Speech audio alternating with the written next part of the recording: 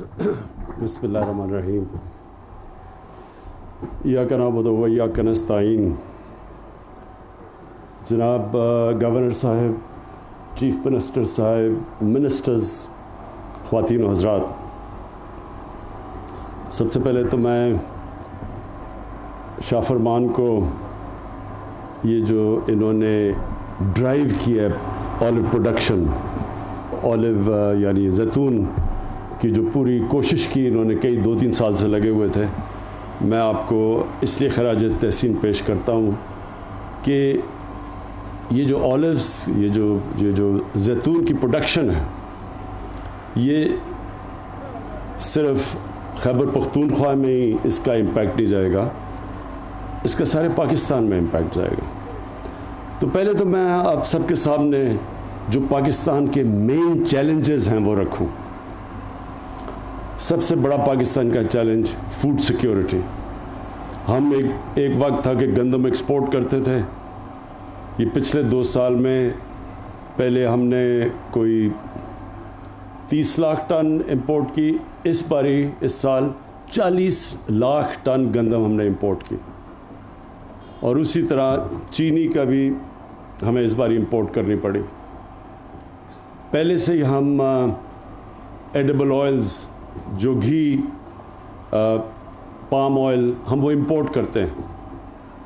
तो जो आगे पाकिस्तान की बढ़ती हुई आबादी है, सबसे बड़ा चैलेंज फूड सिक्योरिटी है कि हमने कैसे अपनी आबादी को न्यूट्रिशन देनी है, खाना, उनकी ग़िज़ा कैसे, उनकी प्रोटीन, ये कैसे हमने एक गवर्नमेंट की सबसे बड़ी ज़िम्मेदारी होती है अपनी कौम को फूड सिक्योर करें। उसके लिए खाने पीने की इतनी हम चीज़ें दें कि लोगों की ज़िंदगियाँ हम बेहतर कर सकें। दूसरा, हमारे पास मसला है फॉरेन एक्सचेंज का, फॉरेन एक्सचेंज रिज़र्व्स। हम जो दुनिया से इंपोर्ट करते हैं और जो हम दुनिया को एक्सपोर्ट करते हैं, उसमें बहुत फ़र्क है। अब कम हो गया, लेकिन जब हमें गवर्नमेंट मिली थी तो पाकिस्तान की तारीख़ का सबसे बड़ा ख़सारा था। हम 60 अरब डॉलर की तकरीबन इंपोर्ट्स करते थे और सिर्फ 20 अरब डॉलर की एक्सपोर्ट करते थे। तो अभी हमारी एक्सपोर्ट्स बढ़ी हैं, हमने इंपोर्ट्स अपनी कम की हैं, लेकिन ये भी आगे बहुत बड़ा हमारे लिए चैलेंज है। हमारा तीसरा चैलेंज क्लाइमेट चेंज।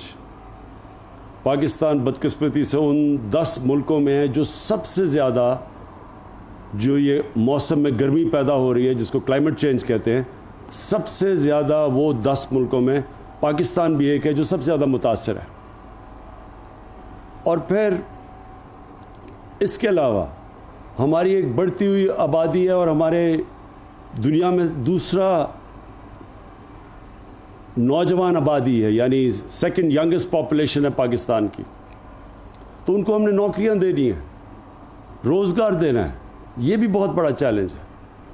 और फिर शहरों के अंदर हमारे बड़ी तेज़ी से पोल्यूशन बढ़ रही है, आलूदगी, तो ये भी चैलेंज है।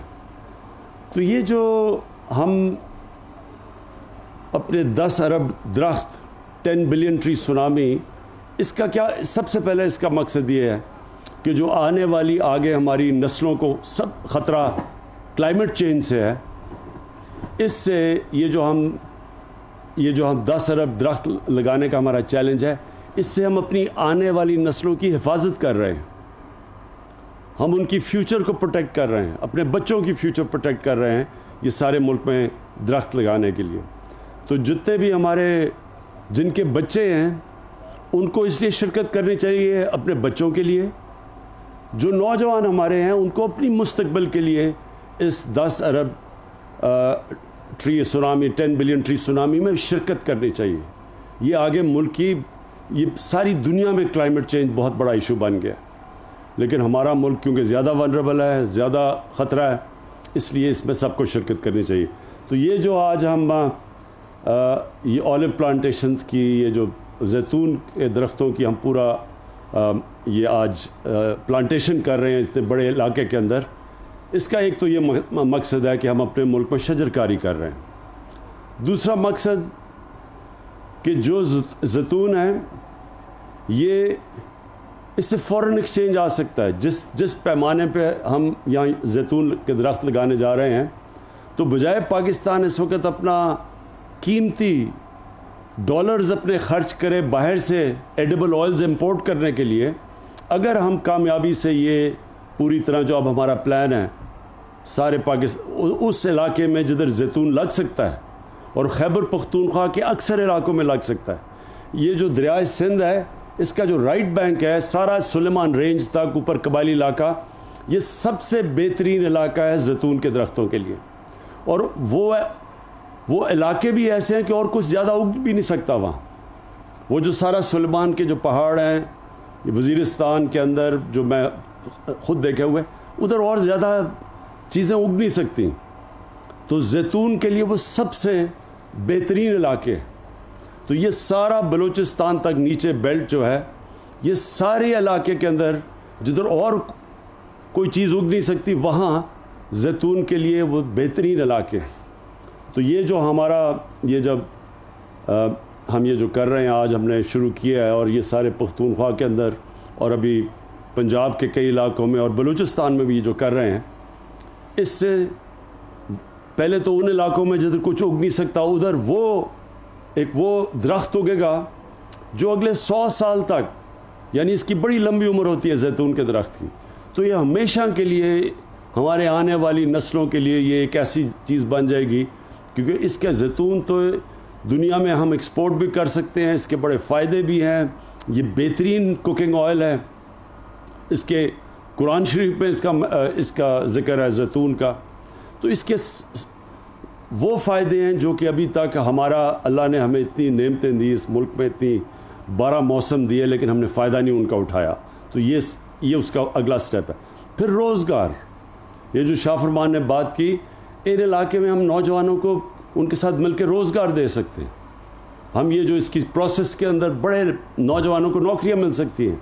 ये जो इलाके हैं जैतून के, इन्हीं नौजवानों को हम इनके साथ बिज़नेस भी मॉडल कर सकते हैं, इनको निगहबान बना सकते हैं। जिस तरह के बिलियन ट्री सुनामी में उन इलाकों से हम लोगों को लेते हैं, वो पहले उसी इलाके के होते हैं, पहाड़ी इलाके के, फिर वो अपने दरख्त भी बचाते हैं, उनको पैसे भी मिलते हैं, नर्सरीज़ भी उगाते हैं।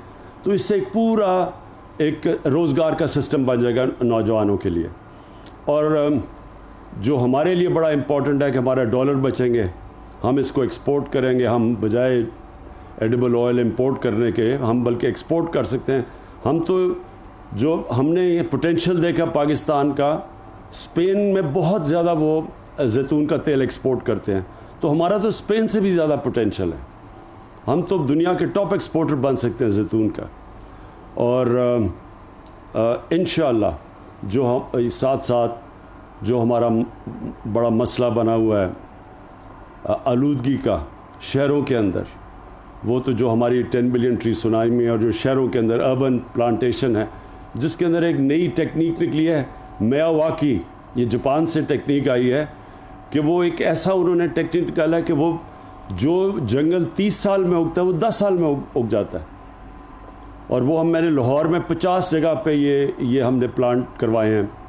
ये जो मियावाकी फॉरेस्ट है, ये मैं चाहता हूँ आप काज़िम अपने फॉरेस्ट डिपार्टमेंट के साथ मिलके अर्बन प्लांटेशन में पेशावर में करें ख़ास तौर पे, क्योंकि पेशावर में बहुत आलूदगी फैल गई है। पोल्यूशन जो मैं लेवल्स पढ़ रहा था पोल्यूशन के पेशावर में, वो बहुत ऊपर चले गए हैं। तो आपको ये मियावाकी फॉरेस्ट की टेक्निक्स जिधर जिधर आपको इलाके मिलते हैं, थोड़े से इलाके में ये एक तो उगता ज़्यादा तेज़ है और एक ऑक्सीजन ज़्यादा देता है, आम जंगल से ज़्यादा ऑक्सीजन देता है। ये बड़ी साइंटिफिकली जापान के अंदर उन्होंने ये डेवलप की हुई है टेक्निक। तो शहरों के अंदर भी अपने लोगों, वो भी अपने फ्यूचर में अपने बच्चों की, अपने नस्लों की, अपने जनरेशन्स की, उनकी सेहत के लिए हमें बड़ा ज़रूरी है कि शहरों के अंदर भी हम ये अर्बन फॉरेस्ट्री करें। तो मैं फिर से एंड में आपको शाह फरमान खराज तहसीन पेश करता हूँ, क्योंकि आपने ड्राइव किया ये सारी ऑलिव ट्री प्लांटेशन, ये जो ड्राइव है ये आपकी तरफ से थी, ये बड़ी ज़बरदस्त है। और अब हमारा सारा जो पाकिस्तान में जो हम 10 बिलियन ट्री सुनामी करें उसका हम हिस्सा बना लेंगे।